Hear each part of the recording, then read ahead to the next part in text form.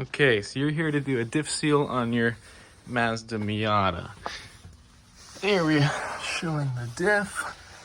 Here's where the axle's coming in, and the seal right there is leaking onto the exhaust and dripping off the housing. So I'm gonna start by removing the brake, just the whole entire housing, by the two bolts that mount to the knuckle, and I'm going to pull that whole thing off because I want to bend this whole knuckle down to be able to pull the drive shaft out of the diff enough.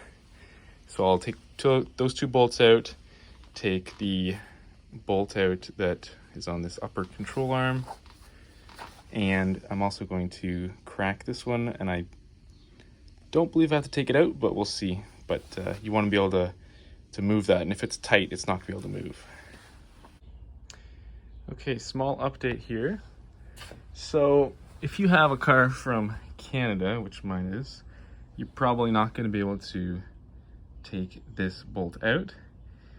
However, I've cracked the nut, but the thing is, the bolt is seized in the collar of the bushing. But it seems to be okay because I can pry the thing back enough. I got it down to like around here. But I've decided a different route as I'm working through this, is I have taken the bolts out from the axle to the stub shaft, and I used a impact gun to do that because it's not in gear. Ideally you do this while it's sorry, it is in gear, but it still spins. You do this if you have your e-brake on, but I've already removed the brakes, so if you have an impact gun, all the better to it. So now I'm going to take that seal out and replace it.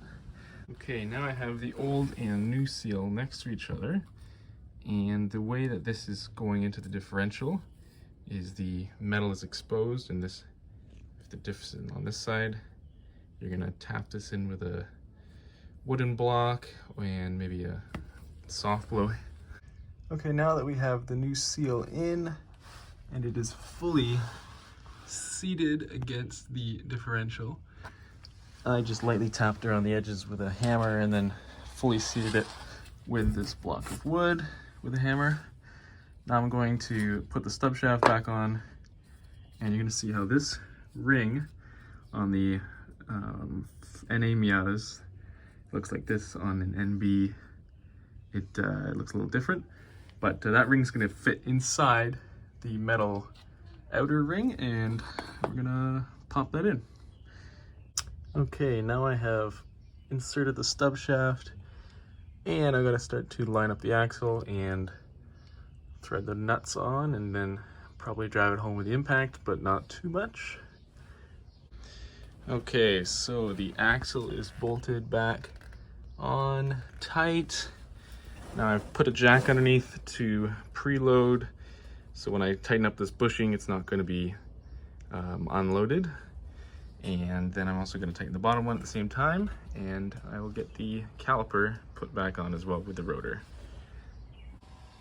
Okay, all the other nuts and bolts are tightened up.